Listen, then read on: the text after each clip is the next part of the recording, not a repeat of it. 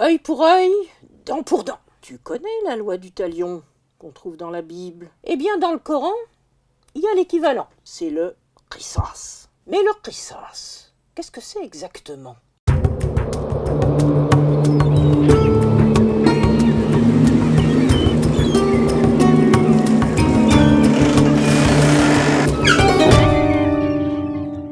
Allons voir ça de plus près à la racine. Comme tu sais le faire maintenant, on enlève d'abord toutes les voyelles.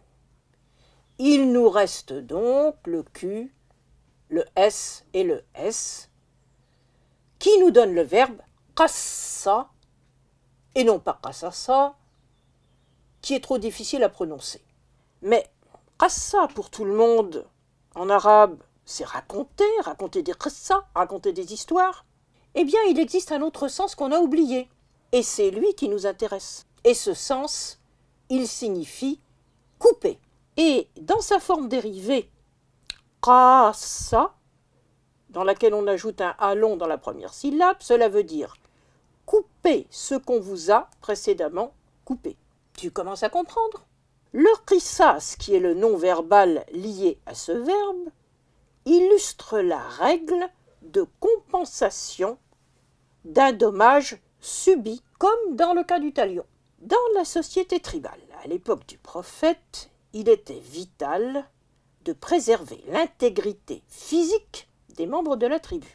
Tout dommage physique commis sur un de ses membres par un autre groupe, par le membre d'un autre groupe, était perçu comme une catastrophe. La compensation était donc obligatoire, que l'atteinte physique ait été volontaire ou non. Il s'agissait de préserver les rapports de force entre les groupes tribaux rivaux. C'est pourquoi, par exemple, dans le cas d'une razzia, en général, c'était un vol de chameau, on agissait par la ruse, en s'efforçant de ne blesser ni de tuer personne. La réciprocité, telle qu'elle est définie dans le Coran, ne s'applique donc qu'à des dommages corporels, tuer ou blesser quelqu'un.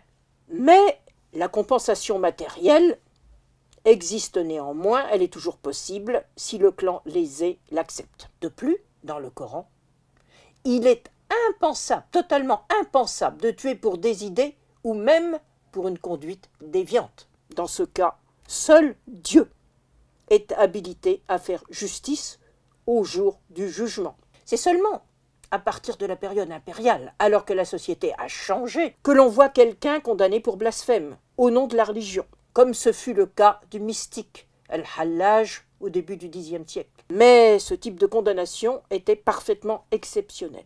Alors, jeter des homosexuels du haut d'un toit, comme on l'a vu récemment, assassiner des dessinateurs, comme ceux de Charlie Hebdo, c'est par conséquent en totale contradiction avec le texte du Coran. Dans le texte du Coran, il faut le savoir, Mohammed est insulté sans qu'il y ait la moindre conséquence. Tu peux en trouver un exemple dans la sourate 63 au verset 9. Face à cela, tu comprends que c'est encore une fois la manipulation des mots et l'ignorance de l'histoire qui peuvent conduire à commettre des crimes. À bientôt.